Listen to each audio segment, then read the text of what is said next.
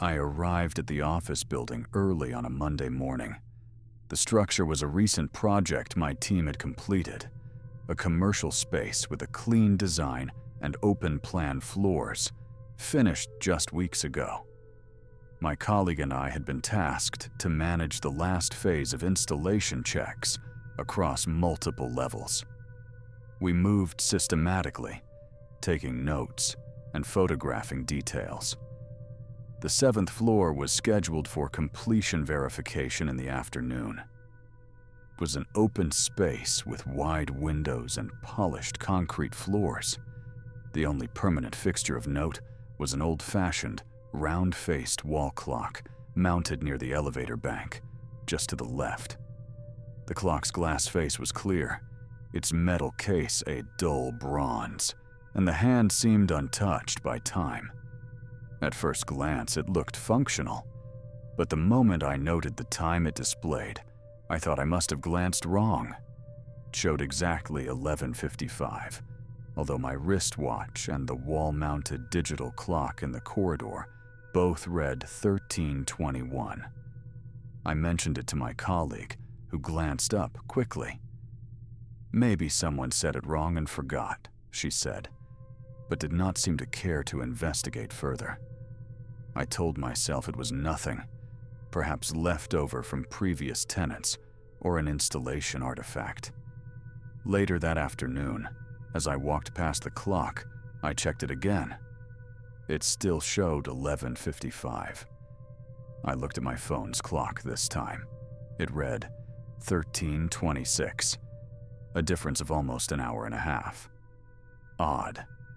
Still, there was no reason to suspect anything unusual, I told myself. Old clocks can stop for no reason. The next day, I made a point to observe the clock each time I passed by.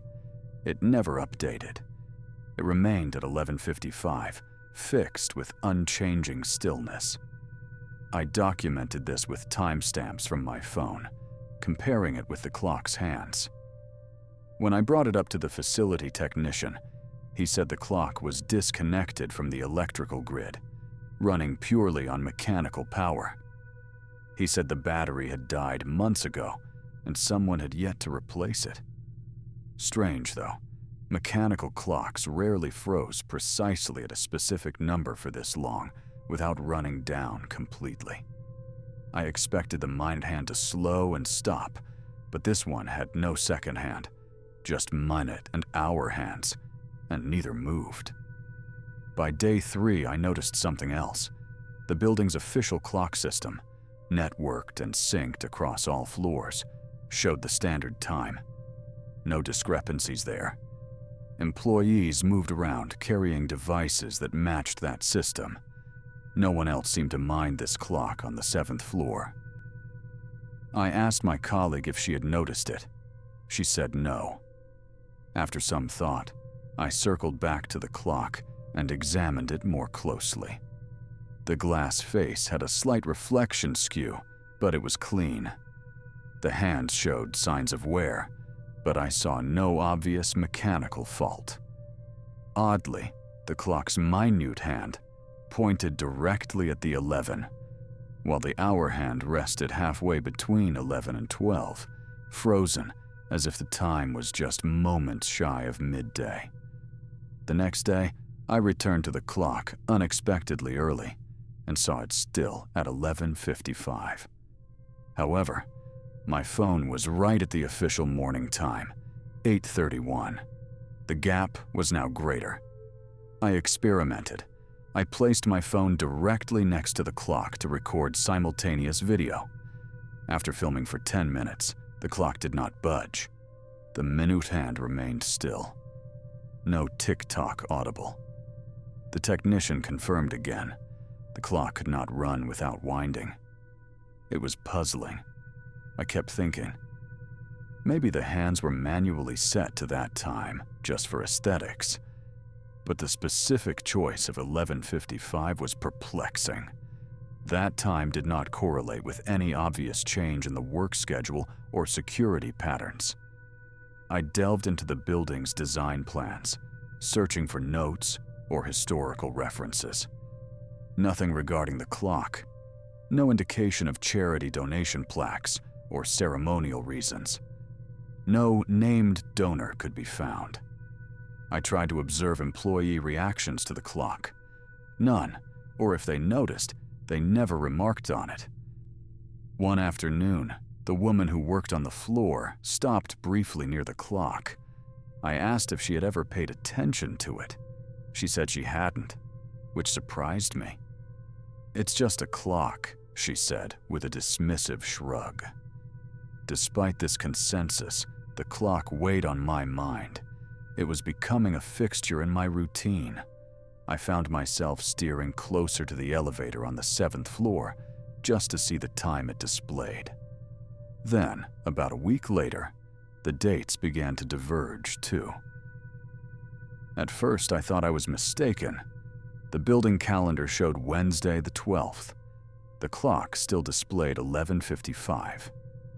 Yet somehow, in some peripheral way, I felt the clock was marking something else, something different than time. I monitored the clock with high-resolution photos to track any micro movements of the hands over 4 days. Slight shifts occurred, but in reverse. The minute hand inched backwards by a few minutes each day, keeping the 12-hour cycle, but moving counterclockwise. I showed the photos to the technician. He laughed it off, saying clocks don't run backwards. He assured me the clock's mechanisms were busted, but the hands had no motor to rotate backwards. Must be an optical illusion caused by reflection angles, he insisted. I doubted my eyes for a moment. Could my photos be misprocessed? Yet I had multiple devices take the images. I began to measure the light reflections on the glass, considering environmental factors. The ceiling lights above the elevator bank were consistent, no flicker. The clock hung firmly. Nothing should change the hand's position except mechanical movement.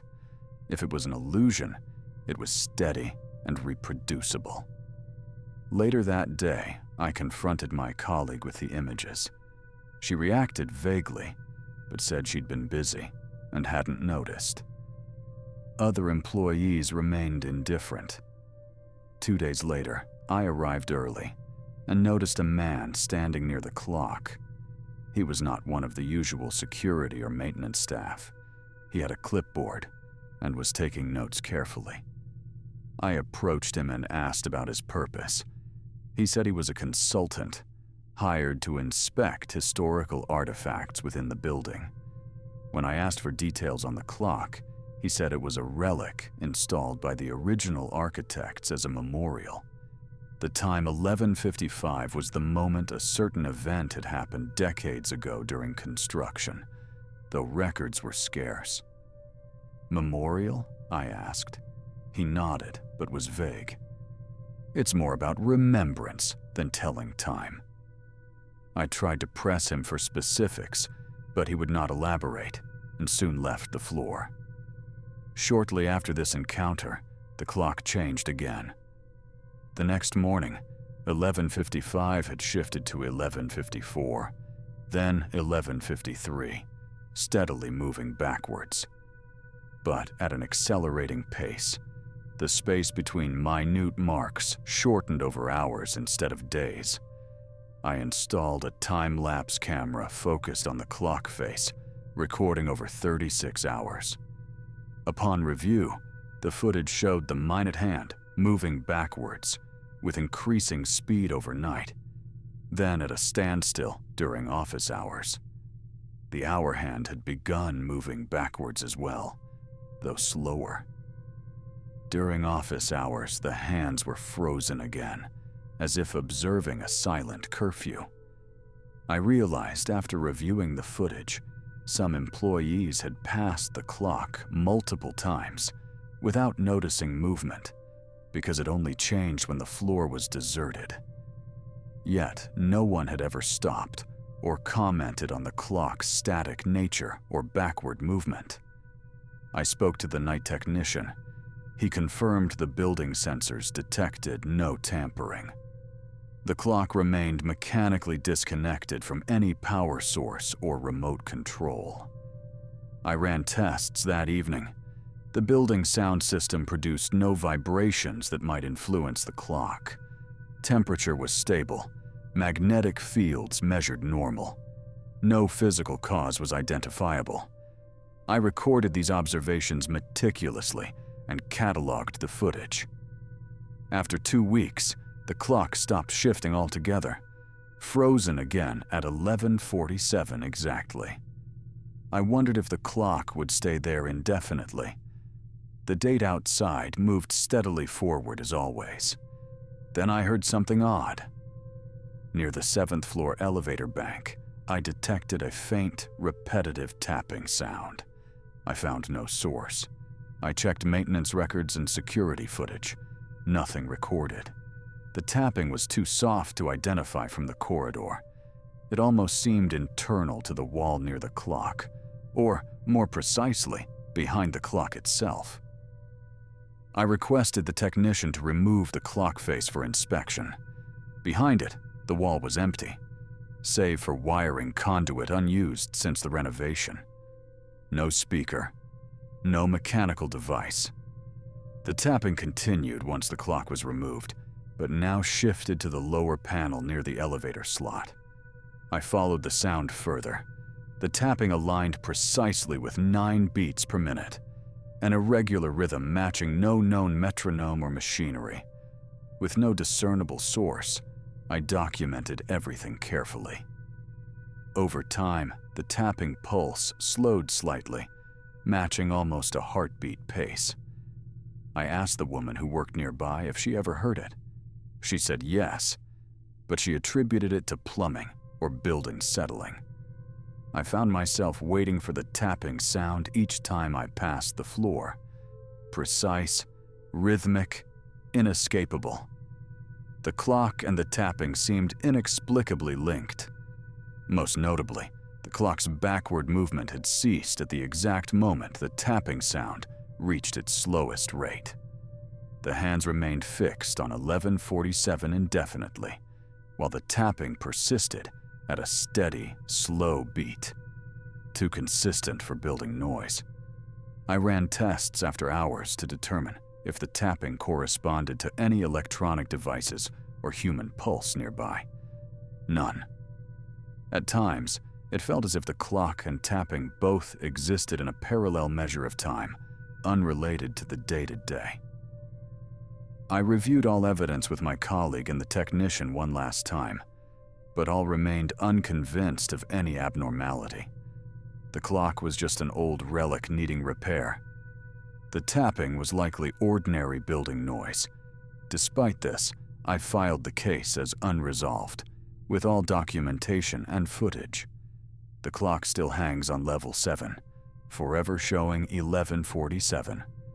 The tapping sound continues as well, quietly keeping time to a rhythm no one else trusts. The file is closed, but the clock does not move.